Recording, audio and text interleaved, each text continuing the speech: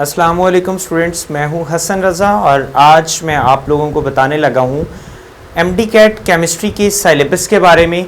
और इस सिलेबस की डिवीज़न क्या है, हमारे पास कितने चैप्टर्स हैं इस सिलेबस में और कौन कौन से चैप्टर्स जो हैं वो एक्सक्लूडेड हैं और कौन कौन से चैप्टर्स हमारे पास इंक्लूडेड हैं from FSc part 1 and part 2 chemistry. आज की इस वीडियो में मैं आपको केमिस्ट्री को किस हवाले से या किस तरह से उन चैप्टर्स की डिवीजन की गई है या उन चैप्टर्स या केमिस्ट्री के सिलेबस के कौन से इंपॉर्टेंट या सैलिएंट फीचर्स हैं उनके बारे में मैं बताऊंगा। तो सबसे पहले हम बात करते हैं एमडी कैट केमिस्ट्री के हवाले से कि केमिस्ट्री का कितना पोर्शन है उस एमडी कैट के टेस्ट में। तो इंट्रोडक्शन के तौर पे हमारे पास सबसे पहले जो एमडी कैट टेस्ट के मार्क्स हैं टोटल वो होते हैं 200 मार्क्स। ठीक है, अब टोटल 200 में से जो हमारे पास केमिस्ट्री है उसके कितने मार्क्स हैं? Chemistry have about 54 marks. Chemistry के उसमें हमारे पास कितने मार्क्स हैं? 54 मार्क्स हैं या 54 MCQs हैं। That makes the 27% of the total MD CAT test. तो आप लोग अंदाज़ा लगा सकते हैं कि केमिस्ट्री की इंपॉर्टेंस जो है वो कितनी है इस एमडी कैट के टेस्ट में। तो उसके बाद हम बात करते हैं जी इसके सिलेबस की। तो पीएमसी ने जो लास्ट टाइम अमेंडमेंट की थी सिलेबस में, उस सिलेबस के मुताबिक हमारे पास एमडी कैट में उन्होंने कुछ चैप्टर्स जो हैं वो एक्सक्लूड किए हैं और हमारे पास टोटल 19 चैप्टर्स हैं that are included in the syllabus. अब उन 19 चैप्टर्स में हमारे पास कौन कौन से चैप्टर्स हैं ये बहुत जानना ज़रूरी है कि कौन से चैप्टर्स करने हैं और कौन से चैप्टर्स नहीं करने।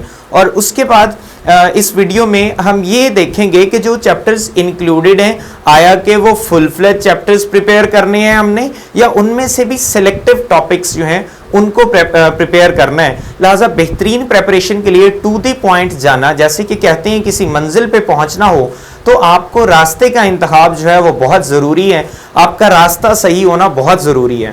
तो अगर हमने एमडी कैट में बेहतर परफॉर्म करना है और एमडी कैट में हम अच्छे मार्क्स लेना चाहते हैं तो उसके लिए हमें ये पता होना चाहिए कि कौन सी तैयारी करनी है और उससे भी ज़्यादा हमें ये पता होना चाहिए कि कौन सी तैयारी नहीं करनी।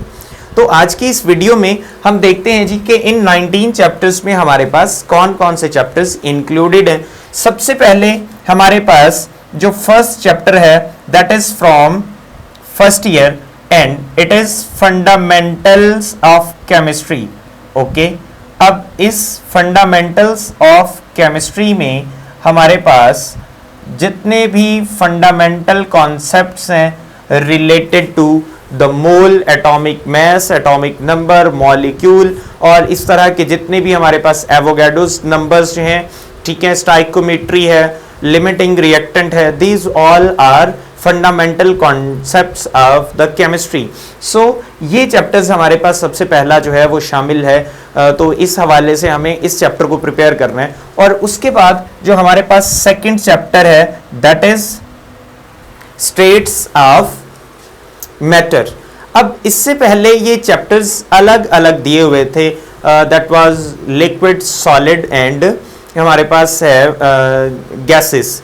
तो इस दफ़ा भी उन्होंने इनको अलग अलग ही इस सिलेबस में शामिल किया है कि हमारे पास फंडामेंटल्स के बाद हमारे पास गैसेस का चैप्टर है। Okay, second chapter. Third chapter हमारे पास कौन सा है? लिक्विड्स है। और उसके बाद हमारे पास फोर्थ चैप्टर है सॉलिड्स।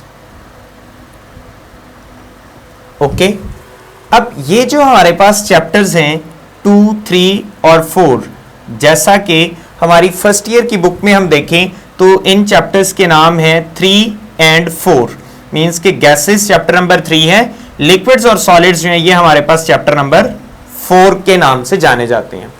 एमडी कैट में हमारे पास चैप्टर नंबर 2 जो है वो है atomic structure, that belongs to FSC part 1 and chapter number is 5। Okay, MD CAT में हमारे पास एटॉमिक स्ट्रक्चर सेकंड चैप्टर है, थर्ड हमारे पास गैसेस है और उसके बाद फोर्थ हमारे पास लिक्विड्स है और फिफ्थ हमारे पास सॉलिड्स है।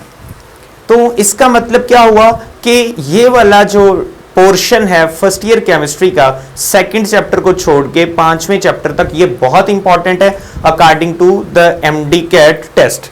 ओके, उसके बाद हमारे पास जस्ट यही नहीं, जो नेक्स्ट है हमारे पास केमिकल बॉन्डिंग, वो भी हमारे पास एमडी कैट सिलेबस में शामिल है, that is called as chemical bonding. अब केमिकल बॉन्डिंग फर्स्ट ईयर के लिहाज से देखा जाए तो वो चैप्टर नंबर 6 बनता है, बट हम अगर एमडी कैट के लिहाज से देखें तो वो हमारे पास चैप्टर नंबर 10 है। ओके, और चैप्टर नंबर 6 हमारे पास कौन सा है अगर हम एमडी कैट के लिहाज से देखें, और वो फर्स्ट ईयर में से है या सेकेंड ईयर में से है, तो जो चैप्टर नंबर 8 है फर्स्ट ईयर का, that is chemical equilibrium, it is chapter number 6 in your MD CAT syllabus. Okay, अब हम बात करेंगे सिर्फ और सिर्फ एमडी कैट सिलेबस में जो नंबरिंग है चैप्टर की, उसके हवाले से। अब हम एफएससी पार्ट 1 और पार्ट 2 के चैप्टर्स के नंबर्स की बात नहीं करेंगे। तो चैप्टर नंबर 6 हमारे पास केमिकल इक्विलिब्रियम है, चैप्टर नंबर 7 हमारे पास रिएक्शन काइनेटिक्स है। ओके, रिएक्शन काइनेटिक्स है, और हमारे पास चैप्टर नंबर अगर 8 की बात करें, this is chemical energetics. Chemical energetics जो चैप्टर है, इसको हम केमिकल थर्मोडायनामिक्स भी बोलते हैं। ओके, केमिकल थर्मोडायनामिक्स भी बोलते हैं। और उसके बाद हमारे पास इलेक्ट्रोकेमिस्ट्री है, that is chapter number 9, and then we have chemical bonding as chapter number 10। Okay, chemical bonding. अब आपके पास ये वो सिलेबस है जो कि शामिल है हमारी एफएससी पार्ट 1 की केमिस्ट्री से। Fundamentals concept of chemistry, atomic structure, gases, liquid, solids, chemical bonding, chemical energetics, and उसके बाद केमिकल इक्विलिब्रियम है, रिएक्शन काइनेटिक्स एंड इलेक्ट्रोकेमिस्ट्री है। ये हमारी पार्ट 1 की केमिस्ट्री से इतना सिलेबस जो है वो शामिल है, full fledge. These chapters are included in the MDCAT syllabus. Okay? अब अगर हम बात करें कि पार्ट 2 में से हमारे पास कौन सा सिलेबस शामिल है, तो पार्ट 2 के हवाले से हमारे पास चैप्टर नंबर 11 है of the MDCAT, and this is from part 2 S and P block elements. अब S and P block elements के हवाले से स्टूडेंट्स को बहुत ज्यादा कंफ्यूजन्स हैं। अब वो कंफ्यूजन्स क्या है हमारे पास? कंफ्यूजन्स ये है कि हमने एस ब्लॉक में देखें फर्स्ट ए और सेकंड ए एलिमेंट्स हैं, पी ब्लॉक में हमारे पास थर्ड ए से लेके 8A तक शामिल हैं। तो इसी तरह से हमारे पास भी एस एंड पी ब्लॉक्स में हमारे पास second chapter, third chapter, fourth and fifth chapters, these chapters are involved in the S and P block elements chapter number 11। Okay, और इनको आपने अच्छी तरह से प्रिपेयर करना है। उसके बाद हमारे पास चैप्टर नंबर 12 है, that is transition elements. Okay, this is from part 2 transition elements. और उसके बाद हमारे पास चैप्टर नंबर 13 है, that is fundamentals of organic.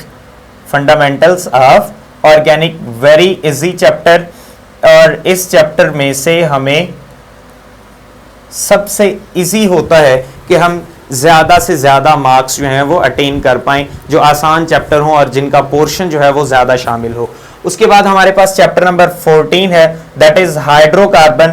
अब हाइड्रोकार्बन में हमारे पास कुछ बच्चे ये समझते हैं कि this is for chapter number 8 in the second year book, but hydrocarbon में हमारे पास अल्कीन्स भी शामिल हैं, अल्केन्स भी, अल्काइंस भी, और बेंजीन भी इसी में शामिल है। आप बेंजीन को भी, मीन्स के एरोमेटिक्स को भी चैप्टर नंबर 14 के साथ प्रिपेयर करेंगे। उसके बाद हमारे पास चैप्टर नंबर 15 है, दैट इज अल्काइल हैलाइड्स।